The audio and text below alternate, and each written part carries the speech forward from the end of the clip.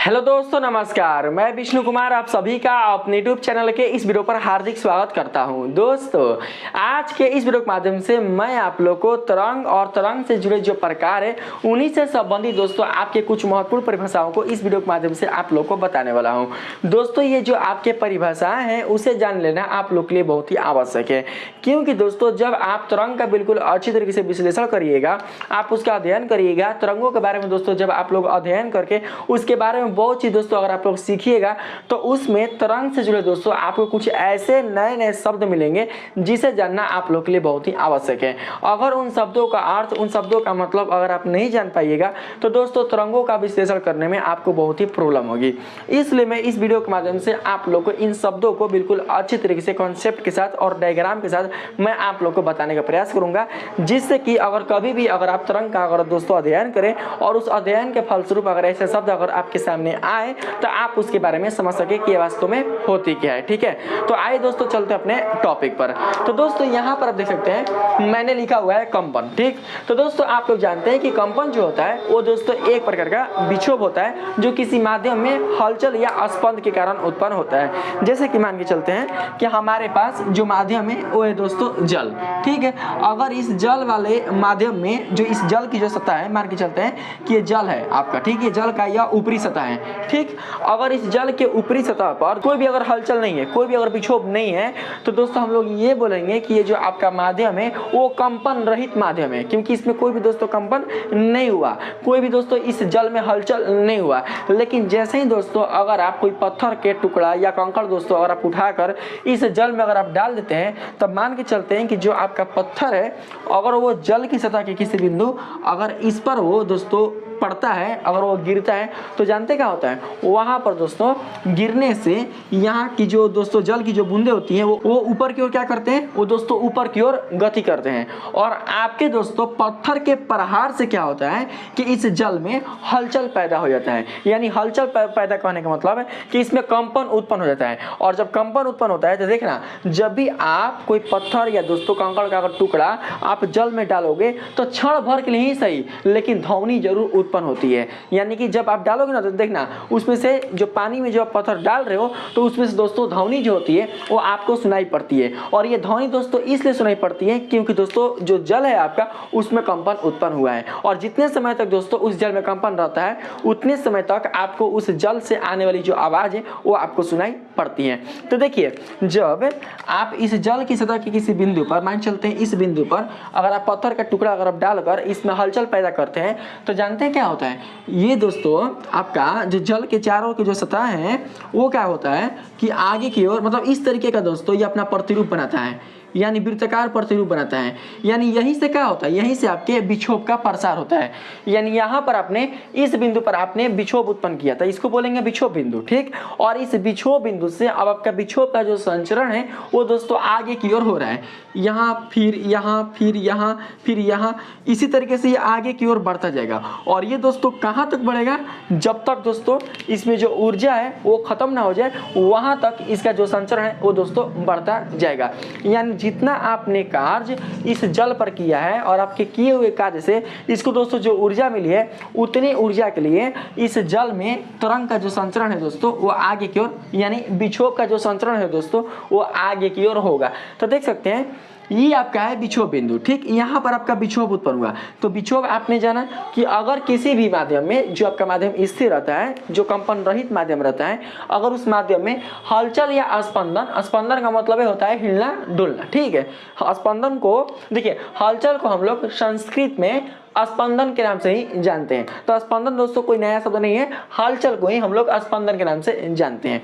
ठीक, तो जब दोस्तों आप किसी स्थिर माध्यम में स्पंदन उत्पन्न करते हैं या हलचल उत्पन्न करते हैं तो वही आपका विक्षोभ कहलाता है। और जब इस विक्षोभ का संचरण आपके माध्यम में एक स्थान से दूसरे स्थान की ओर होता है तो उसी को दोस्तों हम लोग तरंग के नाम से जानते हैं, क्योंकि तरंग में ही ऐसा गुण होता है जो किसी माध्यम में उत्पन्न विक्षोभ का जो दोस्तों जो स्थानांतरण है वो एक स्थान से दूसरे स्थान की ओर करता है। ठीक, इतना दोस्तों आप लोगों ने जाना।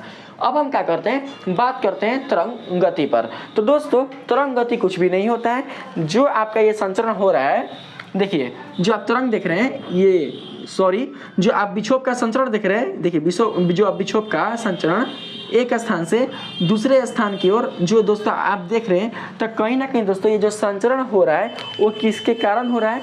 तो दोस्तों ये जो संचरण हो रहा है वो तरंग के कारण हो रहा है। तो मान के चलते दोस्तों कि यहाँ पर आपका विक्षोभ उत्पन्न हुआ और इस विक्षोभ का जो संचरण है वो क्या करता है कि यहाँ से लेकर यहाँ तक दोस्तों इसका जो संचरण है वो दोस्तों तरंग कराता है, ठीक है। क्योंकि संचरण हुआ है तो तरंग के कारण ही क्या होगा? आपके विक्षोभ का यानी कंपन का संचरण होगा, जो कि एक प्रकार का ऊर्जा होता है। फिर क्या हुआ दोस्तों कि यहाँ से मान के चलते अब यहाँ से फिर ये आगे की ओर वो बढ़ा, तो ये किसके कारण बढ़ा दोस्तों? तो आपके तरंग के कारण, क्योंकि तरंग में ही ऐसा गुण होता है जो विक्षोभ को एक स्थान से दूसरे स्थान की ओर स्थानांतरित करता है।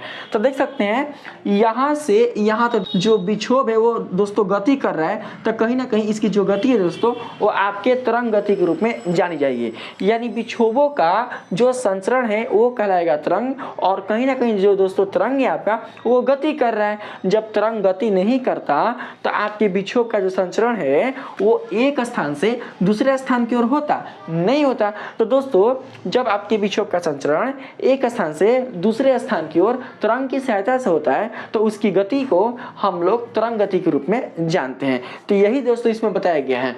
किसी माध्यम में विक्षोभ के आगे बढ़ने की क्रिया को तरंग गति कहते हैं। यानी आप हवा में भी अगर दोस्तों कोई कंपन या विक्षोभ उत्पन्न करते हैं और आपका विक्षोभ, आपका जो कंपन है, अगर वो आपके हवा में अगर आगे की ओर अगर स्थानांतरित होता है तो उसकी गति को हम लोग क्या बोलेंगे? तरंग गति के रूप में जानेंगे। क्योंकि विक्षोभ आगे बढ़ रही है तो कहीं ना कहीं हम लोग ये समझेंगे कि यह दोस्तों तरंग है, ठीक है। और जब दोस्तों तरंग आगे बढ़ रही है तो कहीं ना कहीं दोस्तों आपका जो तरंग है वो गति कर रही है। तो जो दोस्तों आपका तरंग गति कर रही है उसकी गति को ही हम लोग बोलते हैं तरंग गति।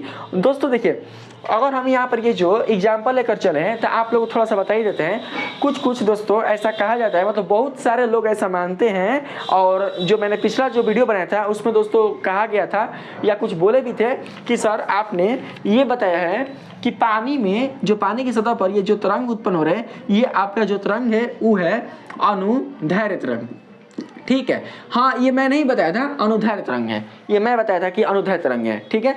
तो दोस्तों बहुत सारे किताबों में और बहुत सारे दोस्तों अगर आप कहीं पर भी देखोगे तो आपके जल में अगर तरंग अगर पूछोगे कि जल का जो तरंग होता है वो कैसा होता है, तो दोस्तों आपको जवाब मिलेगा अनुप्रस्थ तरंग। और मैंने आप लोगों को बताया था कि अनुदैर्ध्य तरंग में जो दोस्तों आपके कंपमान जो कण होते हैं माध्यम के, वो तरंग संचरण की दिशा में गमन करते हैं, और आपके अनुप्रस्थ तरंग में जो माध्यम के कंपमान जो कण होते हैं वो तरंग संचरण के लंबवत दोस्तों दोलन करते हैं या दोस्तों वो गमन करते हैं, ठीक है।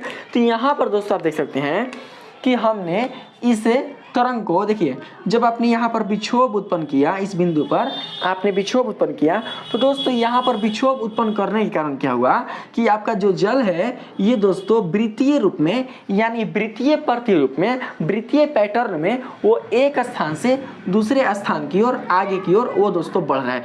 तो कहीं ना कहीं दोस्तों इस जल में जो आपका विक्षोभ है उसका जो संचरण है वो दोस्तों बिल्कुल भी आपके तरंग के लंबवत नहीं हो रहा है। लंबवत कहने का मतलब है कि जैसे कि अगर आपका जल ऐसे रहेगा ना, ऐसे ऐसे देखिए ना, जल चलता है ना ऐसे, समुद्र के पानी में, नहर के पानी में चलता है ना ऐसे, तो अगर दोस्तों ऐसे वो कंपन करता है, हम ये धारा नहीं बता रहे हैं, ये धारा नहीं, कंपन भी ऐसे ऐसे होता है, ऐसे ऐसे। अब वही रहेगा जल, जल बिल्कुल भी आगे नहीं बढ़ेगा, उसके जो कण होंगे वो अपने माध्य स्थिति के इर्द गिर्द दोलन करेंगे, लेकिन दोस्तों वो अपने इस रूप में जो जल है वो अपने प्रतिरूप को प्रदर्शित करेगा, ना कि वृत्तीय रूप में अपने स्वरूप को प्रदर्शित करेगा।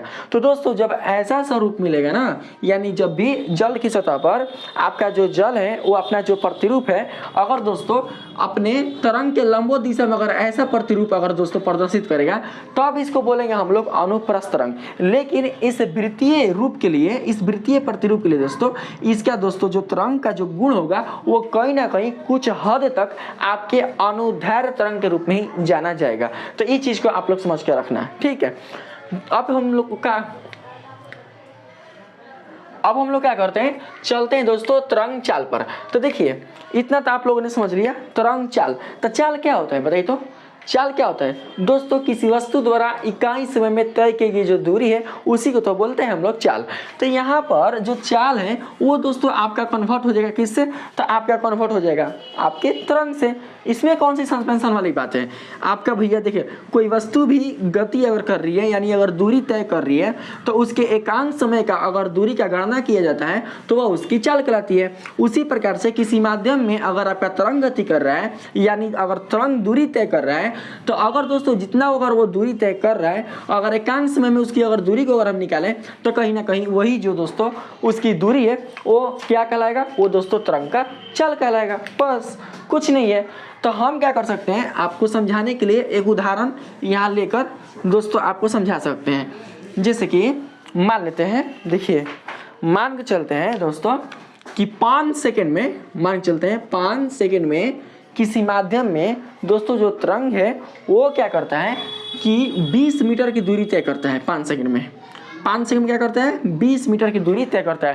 तरंग के लिए इतना दूरी कुछ नहीं है, ठीक मेरी बात समझिएगा। तरंग के लिए बिल्कुल भी 5 सेकंड में 20 मीटर की दूरी कुछ भी नहीं है। ऐसे ऐसे तरंग है जो आपको बहुत ही कम समय में दोस्तों 20 किलोमीटर दूरी तक भी क्या कर सकते हैं? संचरित हो सकते हैं। जैसे आपका प्रकाशीय तरंग देख सकते हैं जो कि हर एक सेकंड में क्या करता है? 3 लाख किलोमीटर का दोस्तों ये दूरी तय करता है प्रति सेकंड, ठीक है। तो देखिए मान चलते हैं कि अगर वो 5 सेकंड में 20 मीटर की दूरी तय करता है तो निकाल लेंगे इकाई सेकंड में कितना करेगा? 1 सेकंड में वो दूरी जो है वो दोस्तों कितना करेगा? तो आपका हो जाएगा 5 चौके 20 यानी 4 मीटर। तो चाल भी क्या कहलाता है? चाल भी आपका वही कहलाता है। किसी वस्तु द्वारा इकाई समय में तय किया गया जो दूरी है वह उस वस्तु की चाल कहलाती है। ठीक उसी प्रकार से किसी तरंग द्वारा इकाई समय में तय किया गया जो दूरी है वह उस तरंग की चाल कहलाती है। तो इस तरीके से क्या होगा? तरंग की जो चाल है दोस्तों वो हम लोग निकालते हैं। तो देखिए तरंग जो चाल है उसको दोस्तों मैंने यहाँ पर लिखवाया है बहुत ही छोटे फॉर्म में समझना। किसी माध्यम में विक्षोभ जिस गति से संचरित होता है उसे तरंग चाल कहते हैं। देखिए दोस्तों मैंने आप लोग बताया था माध्यम चाहे कोई भी हो, चाहे दोस्तों आपका हवा हो, पानी हो, ठोस हो, आपका दोस्तों निर्वात हो, कोई भी अगर माध्यम हो, उस माध्यम में दोस्तों अगर तरंग गति कर रहा है तो दोस्तों कहीं ना कहीं इसके संपीड़न और विरल के लिए मैंने आप लोग को बताया है कि जब दोस्तों आपका कंपमान जो दोस्तों आपका स्वरूप है अगर उसका स्थानांतरण होता है तो दोस्तों जिस माध्यम में होता है तो उस माध्यम में क्या होता है कि एक बार संपीड़न होता है, फिर एक बार विरल होता है, फिर दोस्तों आपका संपीड़न होता है, फिर आपका विरल होता है, और इस तरीके से क्रमबद्ध रूप से आपके संपीड़न विरल संपीड़न विरल संपीड़न विरल एक स्थान से दूसरे स्थान की ओर आगे की ओर बढ़ते हैं। तो दोस्तों ये जो संपीड़न विरल की जो दोस्तों चाल होती है आगे बढ़ने की वो दोस्तों एक समान होती है जब तक माध्यम का बिल्कुल भी बदलाव नहीं होता। यानी कि अगर कोई दोस्तों तरंग किसी एक ही माध्यम में अगर वो गति कर रही है तो उसकी जो चाल होती है वो बिल्कुल भी नहीं बदलती। लेकिन हाँ अगर वो अपना माध्यम बदल लेता है, जैसे कि मान के चलते हैं अगर मान के चलते हैं कि कोई तरंग अगर हवा में दोस्तों वो गति कर रहा है तो उसकी जो चाल होगी वो हवा वाले माध्यम के लिए दोस्तों वो नियत होगी, वो स्थिर होगी, वो नहीं बदलेगी। लेकिन अगर दोस्तों अपना वो माध्यम चेंज कर लेगा, अगर वो पानी में दोस्तों चलाएगा तो उस स्थिति में उसकी जो चाल है वो बदल सकती है। तो आप समझ सकते हैं कि यहाँ पर जो मैंने परिभाषा लिखवाया है कि किसी माध्यम में विक्षोभ जिस गति से संचित होता है उसे तरंग चाल कहते हैं। यानी गति ही आपका चाल दोस्तों यहाँ पर अपने आप को प्रदर्शित कर रहे हैं। कोई भी अगर दोस्तों तरंग हो अगर वो किसी माध्यम में जिस चाल से चलता है उसका वही चाल दोस्तों क्या कहलाता है? उसका दोस्तों तरंग चाल कहलाता है। कोई पूछेगा प्रकाश का तरंग चाल कितनी है तो आप क्या बताओगे? आप ये बताओगे 3 लाख किलोमीटर पर सेकंड। यानी जो प्रकाश का जो तरंग चाल है वो है 3 लाख किलोमीटर पर सेकंड। यानी एक सेकंड में क्या करता है कि वो 3 लाख किलोमीटर की दूरी तय कर लेता है, ठीक है। और हाँ ये जो 3 लाख किलोमीटर की जो दूरी है एक सेकंड में वो केवल दोस्तों आपके निर्वात और हवा वाले माध्यम के लिए ही सत्य है। अगर वो अपना माध्यम चेंज कर ले, अगर वो पानी को ले ले या दोस्तों मान के चलते कांच को ले ले तो ऐसी स्थिति में उसकी जो चाल होगी उसके चाल में दोस्तों भिन्नता हो जाएगी, यानी कि परिवर्तन हो जाएगी। तो इतना सब कुछ आप लोग को जानना है, समझना है, तब आप क्या कर सकते हैं आगे दोस्तों इसका अध्ययन करने में आपको सफलता मिल सकती है, आप समझ सकते हैं, ठीक है। तो चलिए इतना मैंने बता दिया। अब चलते हैं आयाम पर कि आयाम भाई क्या होता है। तो चलिए भाई बताते हैं आप लोग को कि आयाम आखिर कहलाता क्या चीज़ है। तो दोस्तों आयाम को समझाएंगे थोड़ा सा बाद में। पहले दोस्तों आप लोग ये समझ लीजिए कि तरंग दैर्घ्य क्या कहलाता है, ठीक है। देखिए तरंग को समझाने के लिए दोस्तों मैं यहाँ पर 2 ठो तरंग का स्वरूप लेता हूँ। आप सभी को पता है दोस्तों कि आपके जो तरंग होते हैं मुख्य रूप से वो 2 प्रकार के होते हैं। एक होता है अनुप्रस्थ और एक होता है अनुदैर्घ्य। अगर दोस्तों कोई तरंग आपका रहेगा अनुदैर्घ्य तो उसका जो संचरण है वो इस तरीके से होगा, यानी संपीड़न। अब फिर दोस्तों आपका रहेगा इस तरीके से विरल। ठीक, फिर दोस्तों आपका संपीड़न इस तरीके से, ठीक है। अब फिर आपका दोस्तों रह जाएगा विरल। संपीड़न विरल को समझ रहे हैं? संपीड़न में जो आपके माध्यम का घनत्व होगा वो अधिक होगा, आप विरल में जो आपके माध्यम का घनत्व होगा वो कम होगा। ठीक उसी प्रकार से अगर ये संपीड़न है तो इसमें माध्यम का जो घनत्व होगा वो ज़्यादा होगा। क्यों? क्योंकि दोस्तों संपीड़न में क्या होते हैं कि आपके माध्यम के जो कण होते हैं वो एक दूसरे के काफ़ी निकट आ जाते हैं, तो एक दूसरे के काफ़ी निकट आने के कारण यानी संपीड़ित होने के कारण इनके घनत्व में वृद्धि हो जाती है, और जब एक दूसरे से दूर जाएंगे तो इनके घनत्व में कमी हो जाएगी, और उस स्थिति में इनका जो घनत्व है दोस्तों वो आपके विरल के रूप में जाना जाता है। ठीक है, उसी प्रकार से अगर हम आगे ले लें तो ये आपका हो जाएगा कैसा, ये आपका हो जाएगा संपीड़न। और ये दोस्तों ऐसा जो गुण है वो किस में देखी जाती है, तो ये दोस्तों देखी जाती है आपके ध्वनि वाले तरंग में, क्योंकि हवा में ध्वनि का जो दोस्तों संचरण होता है उसके तरंग का वो इसी के दोस्तों आधार पर होता है। यानी जब आप अपने मुख से या कोई भी अगर दोस्तों किसी वस्तु से या किसी ध्वनि स्रोत से अगर आप ध्वनि उत्पन्न करते हैं तो उससे दोस्तों जो आपके हवा में आपका कंपन उत्पन्न होता है, तो उस कंपन का दोस्तों जो संचरण है वो आपके इसी तरीके से होता है। यानी पहले विरल, फिर दोस्तों आपका पहले मान चलते हैं संपीड़न, फिर विरल, फिर संपीड़न, फिर विरल, फिर संपीड़न, और इसी तरीके से क्रमबद्ध रूप से ये आगे की ओर बढ़ते जाते हैं, और आपका जो संचरण है ध्वनि का वो दोस्तों एक स्थान से दूसरे स्थान की ओर हो पाता है। और ये जो तरंग है वो आपका कहलाता है कौन सी, तो अनुदैर्घ्य तरंग। अगर हम बात करें यहाँ पर ऐसा मान के चलते हैं कि आपका कोई दोस्तों माध्यम है, मान लेते हैं कि अगर ये माध्यम है हवा, देखिए यहाँ पर हवा लिए है ना, तो यहाँ पर जो माध्यम है वो हम लोग ले लेते हैं वाटर यानी कि जल, क्योंकि आपको पता है कि जब अनुप्रस्थ तरंग लेंगे तो जो अनुप्रस्थ तरंग है वो केवल दो ही माध्यम हो सकती है, या तो एगो ठोस में या तो एगो द्रव में, वो भी द्रव की सतह पर, ना कि दोस्तों आपके किसी अन्य माध्यम में। ठीक है, तो हमने यहाँ पर एक माध्यम लेकर चला है वाटर, तो मान के चलते हैं कि आपके जल का जो समान घनत्व है वो है दोस्तों ये वाला, ये लाइन आपको बता रहा है। ठीक है, और मान के चलते हैं कि आपके वाटर में जो कंपन उत्पन्न हो रहा है वो वृत्तीय रूप में नहीं हो रहा है, उसका जो कंपन है दोस्तों वो इस तरीके से हो रहा है। देखिए वृत्तीय बिल्कुल भी पैटर्न में उसका कंपन नहीं हो रहा है, उसका कंपन हो रहा है इस तरीके से, इस तरीके से, इस तरीके से, इस तरीके से। देखिए थोड़ा सा मुड़ गया, इस तरीके से उसका जो कंपन है वो दोस्तों आगे की ओर संचरित हो रहा है। समझ रहे हैं ना, यहाँ पर आप लोग समझ रहे हैं। तो दोस्तों देख सकते हैं आप लोग यहाँ पर कि यह तरंग संचलन की दिशा के लंबवत कंपन कर रहा है, लंबवत दोलन कर रहा है। तो ये आपका कौन सा तरंग है, तो अनुप्रस्थ तरंग।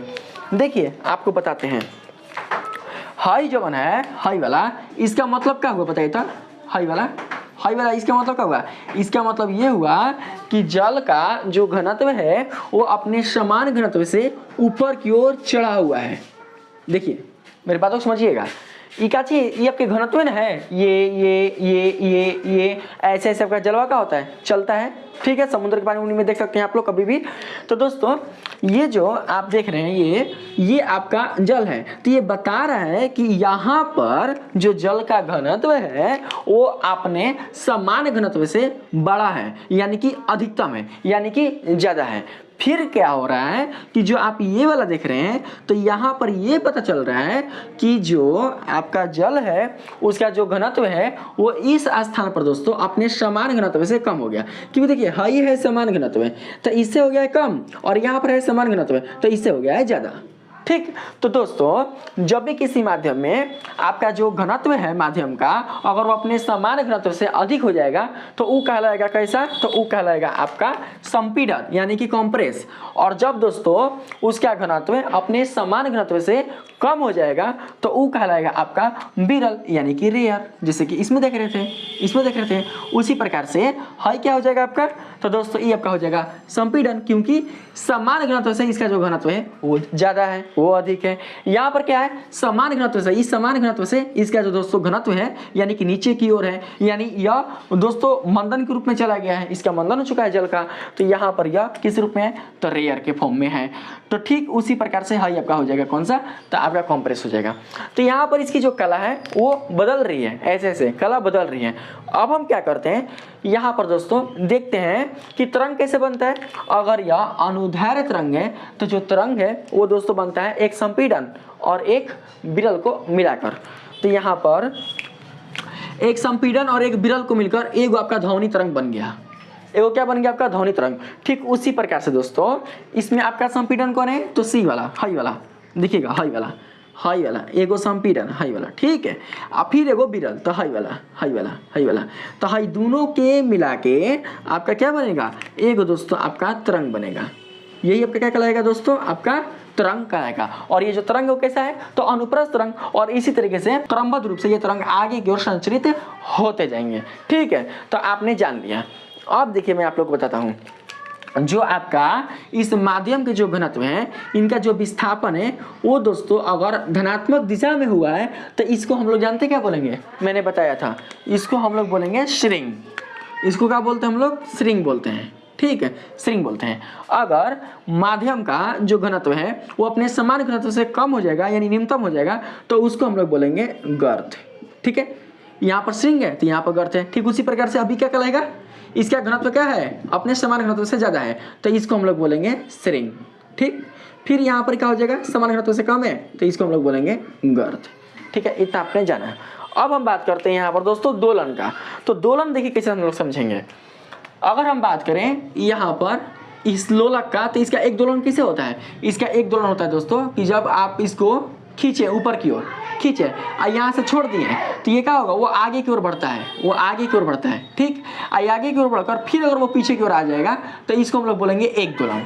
क्या बोलते हैं, एक दोलन। ठीक उसी प्रकार से यहाँ पर दोस्तों आप लोग देखो कि जब ये अपने अधिकतम घनत्व से, यानी जो यहाँ पर तरंग है अगर वो उच्च घनत्व से निम्न घनत्व की ओर जाएगा और फिर निम्न घनत्व से उच्च घनत्व की ओर आएगा तो दोस्तों ये आपका कहलाता है जो दूरी, जो आप ये दूरी देख रहे हैं यहाँ तक, ये दूरी क्या कहलाती है, तो दोस्तों ये जो दूरी है आपकी वो कहलाती है तरंग दैर्घ्य। क्या कहलाती है, तरंग दैर्घ्य, जिसका जो संकेताक्षर होता है वो होता है कैसा, तो वो होता है लैम्डा। ठीक है, इसी को क्या बोलते हैं, तरंग दैर्घ्य बोलते हैं। ठीक उसी प्रकार से यहाँ पर ये संपीड़न है, ये विरल है और ये संपीड़न है। तो एक संपीड़न यानी कि उच्च घनत्व फिर निम्न घनत्व फिर उच्च घनत्व मिलकर आपका क्या बनेगा, आपका ये जो दूरी है दोस्तों वो आपका बन जाएगा कैसा, तो आपका बन जाएगा दोस्तों यह तरंग दैर्घ्य, जिसका जो इसका संकेत होता है वो होता है लैम्डा। ठीक है, तो देखिए तरंग दैर्घ्य में हमने क्या बताया, यहाँ पर किसी तरंग गति में वह न्यूनतम दूरी, किसी तरंग गति में, क्योंकि जो तरंग है वो गति कर रहा है तो किसी तरंग गति में वो न्यूनतम दूरी जिस पर किसी माध्यम का घनत्व आवर्ती, आवर्ती मतलब बार बार, ठीक देखिए बार बार ऊपर फिर नीचे फिर ऊपर फिर नीचे फिर ऊपर फिर नीचे, ठीक है, आवर्त रूप से क्या कर रहा है, ये चल रहा है, आवर्ती रूप से अपने समान कला की पुनरावृत्ति करता है। तो भैया हमें समान कला कौन है, अब इसकी ये जो कला है इस कला के तो सेम नहीं है, बिल्कुल भी समान नहीं है, लेकिन इसकी जो ये कला है इस कला के सेम है। तो हम लोग क्या करेंगे, समान कला को मिला देंगे। तो समान कला का जो ये दूरी देख रहे हैं वही आपका तरंग दैर्घ्य कहलाएगा। समान कला जो नीचे वाला देख रहे हैं, समान कला की जो आप ये दूरी देख रहे हैं वही क्या कहलाएगा, आपका ये तरंग दैर्घ्य कहलाएगा। ठीक उसी प्रकार से समान कला की जो आप दूरी देख रहे हैं वही आपका क्या कहलाएगा, तरंग दैर्घ्य कहलाएगा। तो इसीलिए हमने यहाँ पर तरंग दैर्घ्य का ये परिभाषा जो है मैंने आपको बताया है। अगर हम बात करें इसके संकेत का तो आप लोग जान चुके हैं, होता है लैम्डा। एक गिर जाएगा, क्या क्षति करते हो, ऐसा जानते हो, हिलने लगता है, लैम्डा होता है। ठीक, और बात करें इसके दोस्तों ऐसा ही मात्रक का, तो आपको पता है कि यह एक तरीके के दूरी को प्रदर्शित कर रहा है। ये क्या कर रहा है, दूरी को, तो दूरी का ऐसा ही मात्रक क्या होता है, मीटर होता है। तो इसलिए हम लोग क्या करेंगे कि जो तरंग दैर्घ्य है उसका भी ऐसा ही मात्रक हम लोग मीटर ही ले लेंगे। ठीक है, तो यहाँ तक आपका जो तरंग दैर्घ्य है वो खत्म हो गया, लेकिन आयाम छूट गया। तो आयाम का दोस्तों मतलब होता है किसी माध्यम के घनत्व का अधिकतम विस्थापन। जैसे कि अगर किसी माध्यम में कंपन उत्पन्न हुआ है और कंपन उत्पन्न होने के फलस्वरूप अगर उस माध्यम का अगर अधिक विस्थापित होता है तो उसका जो अधिकतम विस्थापन है वही आपके आयाम के रूप में जाना जाता है। जैसे कि आप देख सकते हैं यहाँ पर जो आपका ये जल है, तो इस जल में जो आपका घनत्व है उसका अधिकतम विस्थापन कहाँ तक हुआ है। देखिए इसका जो अधिकतम विस्थापन है वो यहाँ तक हुआ है, यहाँ तक देखिए, यहीं तक ना है। देखो यहाँ तक, इतनी ऊंचाई तक क्या हुआ है, इतनी ऊंचाई तक ये जो जल है इतनी ऊंचाई तक ऊपर उठे हैं, यानी अधिक से अधिक यहाँ तक उठा है, और फिर नीचे की ओर वो चला गया है, फिर वो नीचे की ओर क्या हुआ है, वो गिर गया है। तो ये जो आपकी दूरी दिखाई दे रही है, ये वाली दूरी, उसी को हम लोग क्या बोलेंगे, हमें यहाँ पर आयाम से जानना होगा। तो ये आपका अधिकतम आयाम है। उसके बाद ये जो आप देख रहे हैं ये वाला, ये आपका हो जाएगा न्यूनतम आयाम। तो इसी को हम लोग आयाम के रूप में जानते हैं। तो आयाम का भी परिभाषा है आपके सामने, देख सकते हैं। किसी माध्यम में कंपन गति कर रहे कण का अपनी संतुलन स्थिति से, संतुलन स्थिति कौन है, तो ये वाला है संतुलन स्थिति। तो संतुलन स्थिति से महत्तम विस्थापन को आयाम कहते हैं, यानी जितना वो अधिक दूरी तक विस्थापित हो जाए वही आपका आयाम कहलाता है, जिसका संकेताक्षर होता है अल्फा। इसका डिनोट जो होता है उसे करते हैं हम लोग किससे, तो अल्फा से, जो कि आपको 11वीं क्लास में मिलेगा ऐसा, ठीक है। उतना 9th क्लास में नहीं मिलता है, लेकिन 9th क्लास में आप लोग सब जान जाओ कि हाँ इसका मतलब क्या हुआ, इसका संकेत क्या होता है, इसका ऐसे मात्रक क्या होता है, इसका परिभाषा क्या होता है, ये सब जानना आप लोग के बहुत ही आवश्यक है। अगर हम बात करें इसके अगले वाला जो आवृत्ति है उस पर, तो देखिए आवृत्ति का मतलब होता है, समझने की कोशिश कीजिएगा। यहाँ पर हमने दोलन आपको नहीं बताया, हमने आपको तरंगधर बताया। तो जो दोस्तों आपका तरंगधर होता है वो एक दोलन के बराबर होता है। जैसे कि हमने तरंगधर आपको बता दिया कि यहाँ से फिर यहाँ और फिर यहाँ तक, तो ये आपका कहलाता है तरंगधर। लेकिन ये जो कंपन है, ये कंपन तो हो रहा है ना। देखिए जैसे कि मान के चलते हैं कि हाई आपका समान माध्यम है और ऐसे हमने लेकर चला है, ऐसे, तो ये जो आप देख रहे हैं माध्यम, ये वाला माध्यम ऐसे, ये जो घनत्व है आपका, ये क्या कर रहा है, ये कंपन कर रहा है। तो जब ये कंपन कर रहा है तो यहाँ पर जो आप देख रहे हैं हाई उच्च घनत्व से निम्न घनत्व और फिर निम्न घनत्व से उच्च घनत्व के बीच की जो दूरी, उसी को हम लोग क्या बोलेंगे, एक दोलन बोलेंगे। यानी जो तरंगधर की जो दूरी है वो आपके एक दोलन के रूप में जानी जाती है। और ये जो एक दोलन है आपका, यानी कि किसी भी माध्यम में अगर एक दोलन पूरा करने में, नहीं 1 सेकंड में जितना दोलन हो जाए किसी माध्यम द्वारा, तो वही क्या कहलाती है, आपकी आवृत्ति जानी जाती है। इसका परिभाषा है आपके पास, किसी स्थान पर माध्यम के घनत्व का एकांश में किए गए दोलनों की संख्या।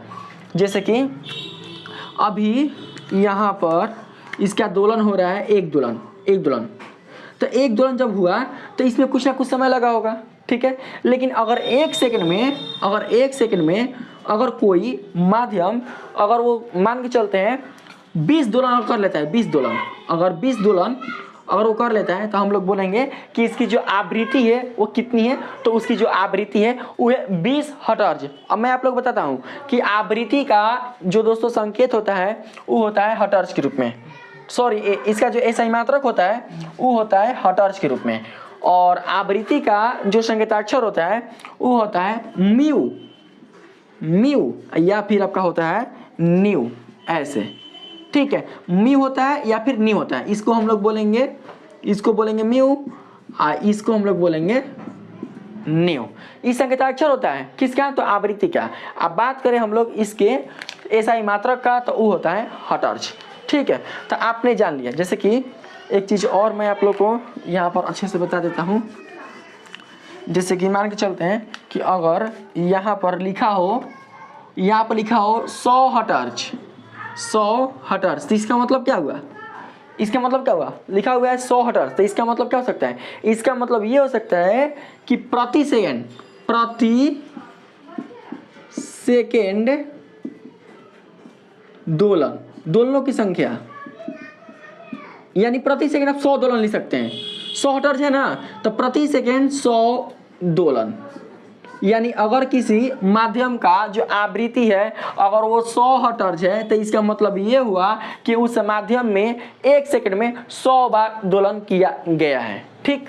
अगर यहाँ पर लिखा जाए कितना, तो 2000 हर्ट्ज, तो इसका मतलब क्या हुआ, इसका मतलब ये हुआ कि ये जिस किसी भी माध्यम का ये आवृत्ति है 2000 हर्ट्ज, तो इसका अर्थ ये हुआ कि उस माध्यम में 1 सेकंड में, उस माध्यम के घनत्व द्वारा 1 सेकंड में 2000 1 सेकंड में 2000 बार दोलन किया गया है।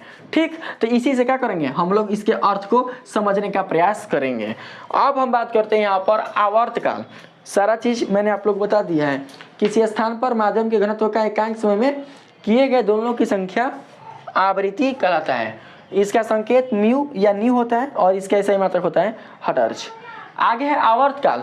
तो देखिए आवर्तकाल किसको बोलते हैं, तो एक पूर्ण दोलन या कंपन में लगा समय आवर्तकाल या दोलन काल कहलाता है। पूर्ण दोलन मतलब एक दोलन होने में, किसी भी माध्यम द्वारा अगर एक दोलन पूरा होने में जितना समय लग जाए, एक दोलन यहाँ से यहाँ तक का चाहिए, एक दोलन है तो यहाँ से यहाँ तक दोलन करने में जितना समय लग रहा है तो वही आपका जो समय है वो आपके आवर्तकाल या दोलन काल कहलाता है। ठीक है दोस्तों, तो आप लोगों ने जान लिया कि अगर किसी माध्यम के जो घनत्व होते हैं वो एक दोलन पूरा करने में जितना समय लेते हैं उनका वही समय दोस्तों उनके आवर्तकाल के रूप में जाना जाता है।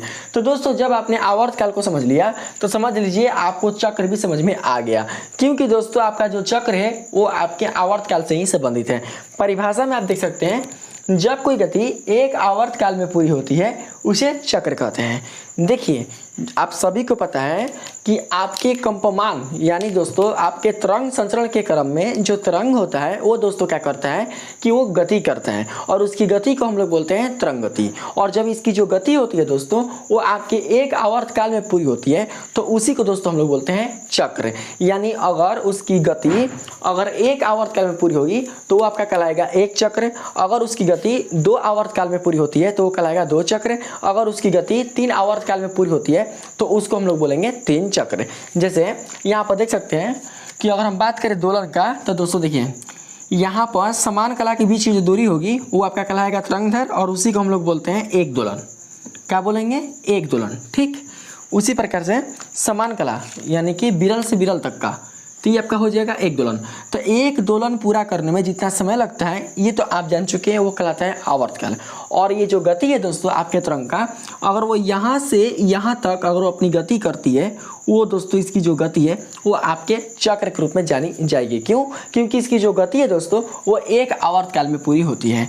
अगर दोस्तों ये अपनी गति 2 आवर्तकाल में पूरा करेगा तो यह कहलाएगा 2 चक्र। ठीक, अगर अपनी गति 3 आवर्तकाल में पूरा करेगा तो वो दोस्तों कहलाएगा आपका 3 चक्र। ठीक है, तो आप समझ सकते हैं कि आवर्तकाल की संख्या बढ़ेगी तो आपके चक्र की जो संख्या है वो भी दोस्तों आपका बढ़ता चला जाएगा।